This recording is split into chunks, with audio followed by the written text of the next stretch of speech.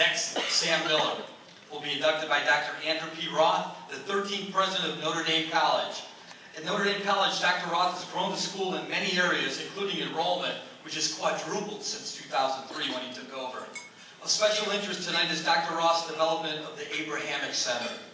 Notre Dame's Abrahamic Center develops educational programs for the college and the greater Cleveland community, fostering mutual respect among all peoples and celebrating religious, racial, and cultural diversity. In doing so, they honor Abraham's status as patriarch of the three great monotheistic traditions, Judaism, Christianity, and Islam. The initiative is a direct outgrowth of the innovative work of Notre Dame College's Tolerance Resource Center, which has provided significant opportunities for research, outreach, and education on the Holocaust, anti-bias issues, and diversity for the past 13 years. Dr. Roth.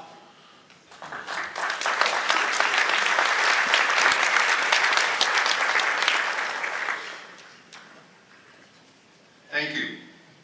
Good evening. It's my honor to present Sam Miller to you for induction into the Cleveland International Hall of Fame. Sam said to me, okay kid, don't get carried away tonight.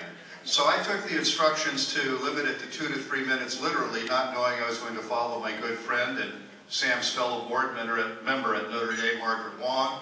And then I didn't know I was going to follow an accordionist singing Edelweiss. And so I'm not sure, Sam, what we're going to do here, but I'm going to follow your advice and try not to get too carried away. Mr. Miller, Sam, really needs no introduction. His name and the name of his company, Forest City Enterprises, are well known to all Clevelanders. When I first came back to Cleveland 10 years ago, several of my board members told me unequivocally and in no uncertain terms there was one board member I needed to meet and to make sure that he remained on the board. That man was Sam Miller. And so, much like a fellow colleague of mine in Leadership Cleveland, I had part of my introduction to Cleveland was a Sam Miller experience. Ron Richard, the head of the Cleveland Foundation, shared this with me. I don't think Ron is here tonight, but I don't think he'll object to this. We both came to Cleveland in the summer of 2003. Ron had not yet brought his family to Cleveland. I think he was staying in the Wyndham. We share a common trait. We're workaholics, although he tends to work in the morning, I tend to work at night. In any event, Ron was in his office one morning at 5:30 in the morning, going through his Rolodex, leaving messages to schedule appointments. When he got to Sam's, Sam answered the phone at 5:30 in the morning and asked him what he wanted. And Ron shared with me once he got recombobbled that he was actually talking to a person. He said, well, I was going to make an appointment. Sam told him, get some coffee and come down. I'll tell the guard to let you in. I asked Ron, what did you do? He said, I got some coffee and went down to meet Sam. I went to meet Sam, and for the first 45 minutes of my meeting with Sam, I was being grilled. I must have said something correct, because then for the next hour or so we chatted very amiably, and for the next 10 years, he has been a tremendous supporter, not only of me, but of Notre Dame College. Also, back then, one of the Cleveland business magazines ran an article on the 100 most important people in Cleveland.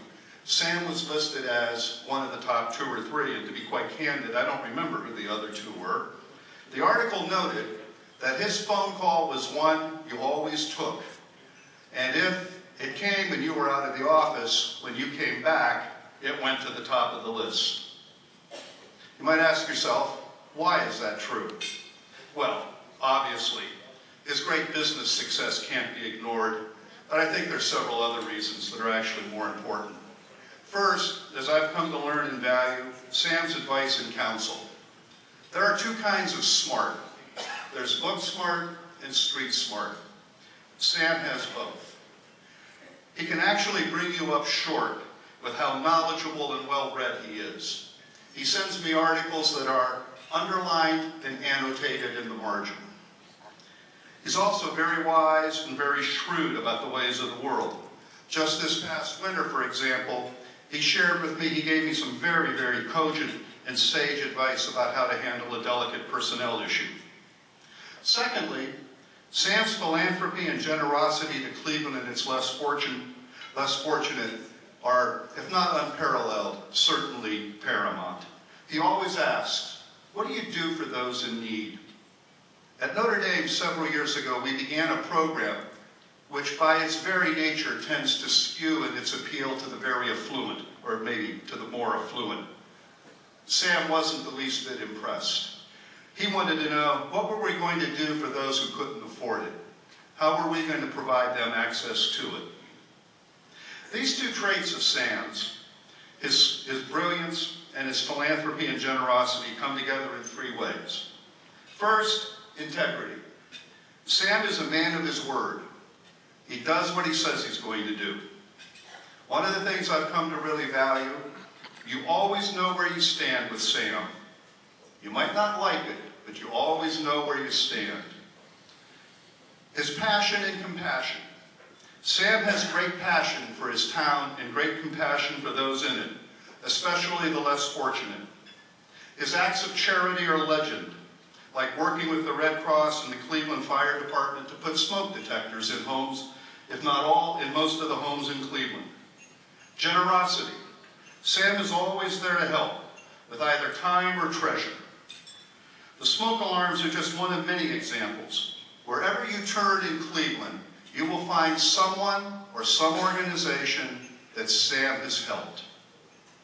These traits come together in a melding of Sam's Jewish faith and his support and advocacy for Catholics in Cleveland and beyond. Sam's good friend, Bishop Pilla, and I once joked, in some ways, Sam is a better Catholic than many Catholics. In Judaism, there is the concept of tikkun olam, to heal the world.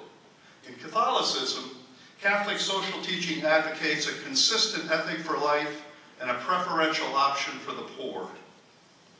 Both of these faiths are lived faiths. You not only need to talk the talk, but to use the cliche, you need to walk the walk. Sam lives his faith, his desire to heal the world, his preferential concern for those in need, every day, all day. For these reasons, Sam is the most worthy inductee to the Cleveland International Hall of Fame, and it is my great honor to present this award to Sam. Sam?